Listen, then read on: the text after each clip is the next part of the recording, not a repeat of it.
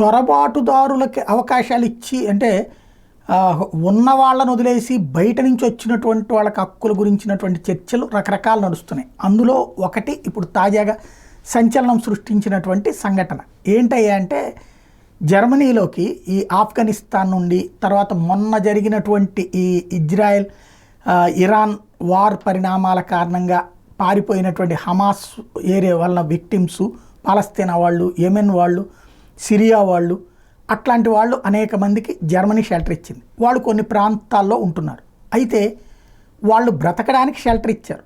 ఇస్తే అక్కడ లోకల్ వాళ్ళు Christianity, Europe countries Christian countries కదా, ఒక వ్యక్తి అక్కడ క్రిస్మస్ ట్రీ పెట్టాడట తన ఇంటి ముందు. పెడితే దానికి అక్కడ ఉన్నటువంటి చొరబాటుదారులు కంప్లైంట్ ఇచ్చారట లోకల్ కార్పొరేషన్, మా మత విశ్వాసాలకి విరుద్ధంగా ప్రవర్తించాడని. దాని మీద లోకల్ మున్సిపల్ డిపార్ట్మెంటు అతనికి 3,000 యూరోలు పెనాల్టీ వేసిందట. దాని మీద ఇప్పుడు ఇంటర్నెట్లో పెద్ద ఎత్తున చర్చ జరుగుతుంది. వాళ్ళు అడుగుతున్నది, జర్మనీలో మా మతాన్ని మేము పాటించుకుంటే తప్పేంటని. అదే సందర్భంలో ప్రభుత్వం ఏమి వాదిస్తోంది అంటే, దీని మీదన వాళ్ళని కావాలని కవ్వించడానికి అది పెట్టాడని.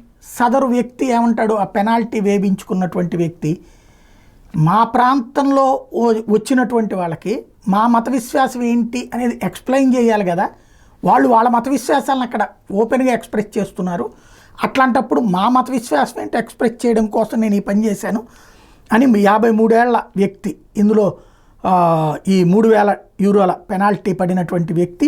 దాంతో ఇది హ్యాంబర్గ్లో జరిగింది, డే కేర్ అవుట్ సైడ్ జరిగినటువంటి వ్యవహారం ఇది.